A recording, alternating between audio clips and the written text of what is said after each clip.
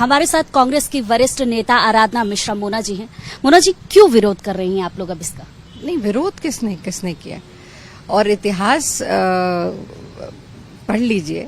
2010 में जब यूपीए 2 की सरकार थी, उस वक्त ये राज्यसभा में बिल पास किसने कराया था? कांग्रेस पार्टी ने कराया था। और ये आदरणीय सोनिया जी के नेतृत्व में उन्होंने इस पूरे मुहिम को लीड किया था और हमने राज्यसभा में पास कराया। तो उस वक्त भी मैं याद दिला दूं कि भारतीय जनता पार्टी और अन्य ऐसे सोच के लोग थे जिन्होंने इसका विरोध भी किया था।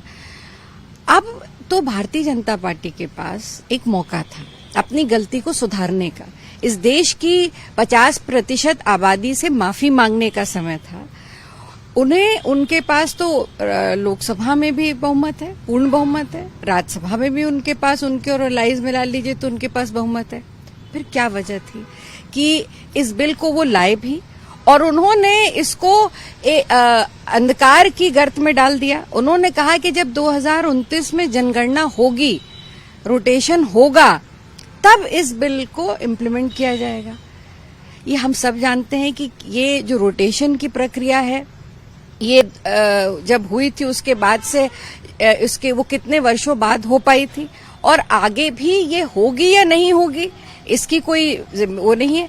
क्यों नहीं इस वक्त, जब भारतीय जनता पार्टी के पास सारी चीजें उपलब्ध थी, बहुमत था और वो बिल ले आए थे, तो क्या केवल एक शगुफा छोड़ने के लिए, ये चुनावी स्टंट के लिए वो ये बिल का एक लेकर के आए और अंत में उन्होंने इसको अंधकार में डाल दिया? तो मैं मानती हूँ कि ये बहुत बड़ा छलावा है, महिलाओं के साथ, इस देश की बेटियों के साथ बहुत बड़ा छलावा है। अच्छा, क्योंकि इंडिया गठबंधन की एक बहुत बड़ी मीटिंग चल रही है दिल्ली में महिला आरक्षण को लेकर, क्या इस मीटिंग से निकल कर आएगा आपके हिसाब से और क्या कुछ होना चाहिए महिला आरक्षण को? देखिए, इस पे मीटिंग में क्या निकल के आएगा तो मीटिंग खत्म होने के बाद ही पता लगेगा।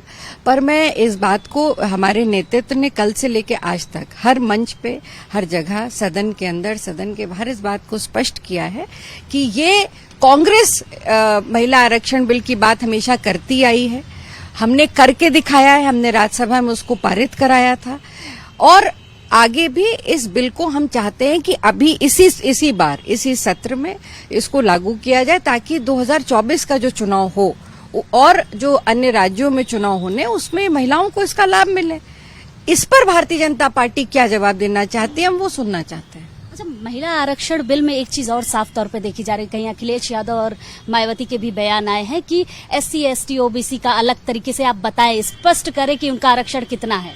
इसके नहीं, उसमें अगर आप उसको पढ़िए, उसमें जो जितने भी पार्टी के लीडर्स ने कहा है, उन्होंने वर्टिकल रिजर्वेशन की बात नहीं की, हॉरिजॉन्टल रिजर्वेशन की बात की कि जो 33% आरक्षण होगा उसमें भी जो महिलाएं, जिस वर्ग को भी आरक्षण मिला, जैसे SC सीट रिजर्व हुई है, तो उस SC सीट में भी 33% आरक्षण महिलाओं को, उसी वर्ग की महिलाओं को मिलना चाहिए। ये है और मेरे ख्याल से ये एक अच्छी शुरुआत भी होगी।